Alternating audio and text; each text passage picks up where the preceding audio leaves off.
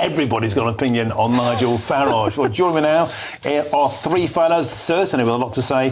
GB News reporter Adam Cherry, GB News' senior political commentator Nigel Nelson, and I'm delighted to be joined by the Shadow Chancellor Mel Stride. Gentlemen, welcome one, welcome all. Adam, let's start with you. They've gone from dismissing him as a bit of a crackpot, as a racist, as a Putin apologist, as somebody who will privatise the NHS. Well, they're still doing that. But none of that is particularly stuck. The polling shows, as we've seen with Donald Trump, that the personal insults, the playing the player and not the ball, isn't working. I'm detecting, overnight almost, a severe change of strategy. They're going for reform on credibility, on economics, on the numbers, and left, right and centre, they're all queuing up to have a swing. Yeah, well, and immigration, don't forget that as well. This is all in the context of the local elections. In fact, I was there at the press conference for reform yesterday. They had all their big winners on stage. And I've been saying today, this felt like a sort of tanks on lawn moment. He basically said that we're coming for Labour voters with a party of working people, which is aping the language of Labour from the 2024 election. Now, as you say, this is leaving, we'll discuss Labour first, at least leaving Labour slightly in the lurch. How on earth do they respond to any of this stuff? Well, OK, you see suddenly immigration is one of the top priorities, which didn't even appear in, missions pledges or whatever. Plan for Change, I think, in December. Wasn't even one of their priorities then. Now it is. So they're trying to box him in on policy. You mentioned economics as well. I'm sure Mel will discuss that as well from the Conservative perspective. But none of it seems to be landing yet, and certainly the polling bears that out. But bear in mind, it's 4 years to go. And again, as I'm sure we'll discuss, those sort of brief calculations that he flashed out yesterday. Yeah. Well, that takes a lot of... We need to scrutinise that, right? It is. Let's have a look, actually. A couple of attack ads have gone out from the Labour Party, and I think it's fascinating to watch. Let's get them up on the screens now. Two of them went out. Here's one here, and it's an old-fashioned internet meme of somebody surrounded by calculus that's complex, and it zooms in frame by frame with the clear intimation the person hasn't got a Scooby-Doo what they're talking about. And it says... per picture when you announce £60 billion worth of spending commitments, you have no idea how you pay for them. And here's a second one. Let's get it on screen now. Look, it's Liz Truss and Nigel Farage with stars in their eyes with the caption, bear in mind, this is going out from the Labour Party's official Twitter account on X. Watch live. I make £60 billion of unfunded spending commitments in a single day with advice from Liz Truss. Adam Cherry, it's a bit of fun, but it's also got a serious message. They're trying to undermine the credibility of the Reform Party. The clear message is you can't trust them, don't vote for them. Yeah, but, I mean, they have problems of their own. They've just U-turned on half of their... or, in fact, their biggest economic pledge, which was abolishing the winter fuel allowance. Now, suddenly it's back. They were saying, I think it was Lucy Powell saying when they announced this measure, that they'd cause a run on the pound if they didn't do this. So, we've had 4 interest rate cuts. No, I doubt there are going to be any more coming now. Inflation's gone back up.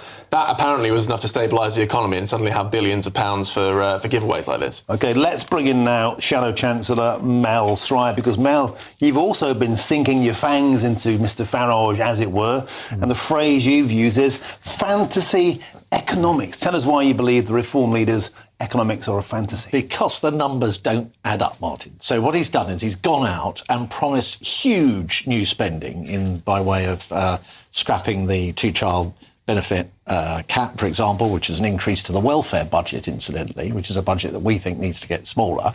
But he's also had £140 billion worth of tax cuts and spending commitments in the manifesto.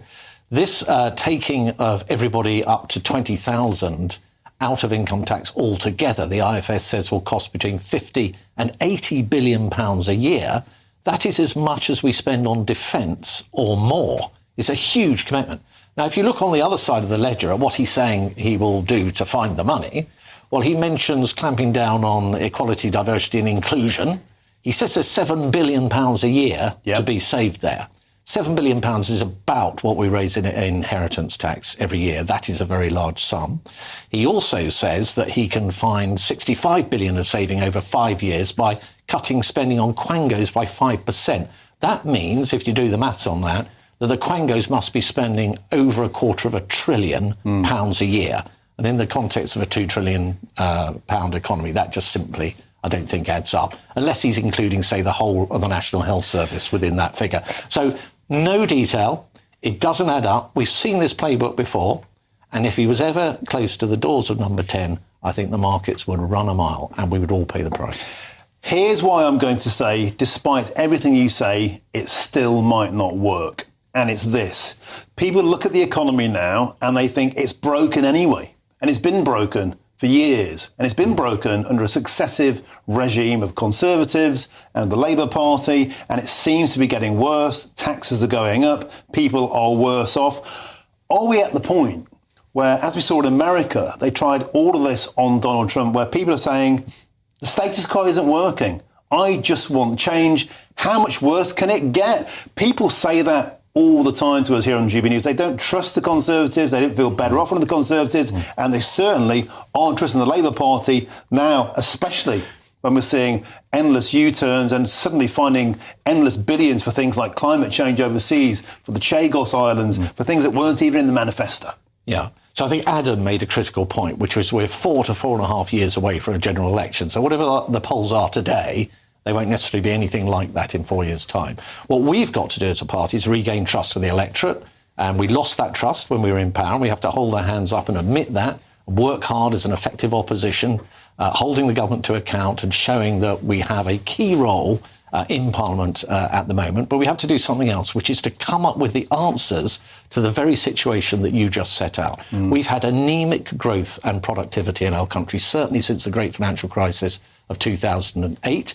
And that has impacted people's living standards. And what we've got to come up with the answers to is how do we turbocharge growth and productivity? And that is a deep piece of thinking that can't be done in 5 minutes, and it can't be done in the way that Nigel Farage is trying to do. Well, I put this to you. Could it be done? One thing you didn't address there and was top of Nigel Farage's list yesterday was net zero, £45 billion, and in particular, energy sovereignty.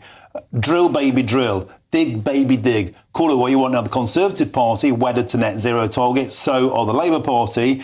Is there a way, Nigel Farage would say, of Britain being energy self-sufficient? So we no longer have the highest electricity prices in the Western world. Yep. We're able to be untethered from reliance on France and Ukraine and Putin and the Ayatollahs or the Middle East. We can be energy sovereign. Suddenly everything is cheaper and we have a deep reset. Yeah. So absolutely, that has to be our destination. We cannot have an efficient, competitive... But the Tories can't do that. You wedded to net zero. No, we've resolved from the net zero in 2050 position, and it's something that is under review in our renewal process that we're undertaking. But to your point, you're absolutely right. Our energy costs over here are about 4 to 5 times what they are in the States. They're far higher than France and Germany. You cannot have a competitive economy based on that situation. So we have to do some deep thinking around net zero, around fossil fuels, around oil and gas and all sorts of other things, and small modular reactors, to come forward with a clear, credible plan that we can invest in that will get us competitive. But we've got to do that in many other areas of the economy too. And that's why it's not a 5-minute stand up on stage and, say, look at me, I've got all the clever goodies here. It's much deeper piece of thinking that's needed. I wonder if something else is going. I've got Dan Hodges coming in at 5 o'clock. He wrote an excellent piece in the Mail yesterday, and he said that Nigel Farage is effectively already the de facto Prime Minister policy-wise. He's forcing the Labour Party to do U-turns on the winter fuel allowance. I think we claim some credit for that. We held them to account on that ruthlessly. But also on net zero. Yeah. I mean, I'm hearing noises from you that will go down very well with Conservative voters before the last election. If only you'd had them as policy then, you might have had a chance. Is it Nigel Farage saying things like this that might be holding your feet to the fire to make you go down the sensible route of being energy sovereign? So on the energy point specifically, look, what we've got to move to generally is a situation where the public, we've got to explain to the public that the challenges that this country has are not challenges that a quick lever or a few sound bites can solve. They are things like a high tax burden, how you get that down, how you get a tax system that leans into growth at every single turn, how you shrink the size of the state, 365,000 civil servants before COVID, now 515,000. That tells you something about how bloated things are. What we're going to do on skills as we bring net migration down, how we can control welfare spending, which is out of control. What are we going to do on the supply side in terms of roads and rail and reservoirs and energy costs and the things you've mentioned? That is a deep bit of thinking that we need to address. And what we have got to engage the public in now is to say no to populism, no to quick sound bites and quick fixes, because they do not work. And I think that will be unpicked through time. And yes, to deep thinking and a kind of grown-up approach to coming up with the answers to the problems and challenges that our economy and country faces. And as we all say, gentlemen, there is a long way to go until we're near any form of general election. But Nigel Nelson, do you think there is something in this sense that the great disruptor is finally, in a sense, being taken a bit seriously? And the Labour Party are seeming to be making it up as they go along. They're in a bit of a panic. Conservative Party, we can see the popularity, the figures don't lie. It doesn't seem to be landing for them. And we just seem to be in this period of huge volatility. And in those times, people are happy to roll the dice and try something fresh. Or, when push comes to shove, will that gamble be too great and they'll stick with what they know? Well, we'll have to see in 4 years' time when the election comes around. But you're absolutely right there. Reform are the new kids on the block. They haven't had a chance to mess anything up because they haven't been in government. They're about to be in local government, so we'll see how they do there. There's been despair with the Tories and disappointment with Labour. So as a result of that Nigel Farage comes in with a completely clean sheet. He's making a variety of promises, and Mel took them apart admirably just then, economically. So he's made a variety of promises. I don't think people actually are worried about the cost or anything like that. If they like the message, yeah, let's give them a try. It'll be that kind of attitude. So Nigel is absolutely right. In the end, the detail won't matter, but it will start to matter when people think about him as the future Prime Minister and reform as a future government, and whether they can actually hack it. And Mel Stride, another huge problem, of course, that the Reform Party has, that they're small in number. So a lot of people say to them, well, you don't have a spokesperson for the economy, you don't have a front bench, you don't have a ministerial team because they're so small. Is that something that could change? There could be more by-elections, but there still will be a small outfit. Do you think that would make them easy to attack from your point of view? Well, I think it will make them a small party of this Parliament for sure. But as Nigel says, they are now a reasonably significant player at local government level, controlling a number of councils, and have made all sorts of statements about how they will do it far more efficiently and effectively than anybody else possibly could.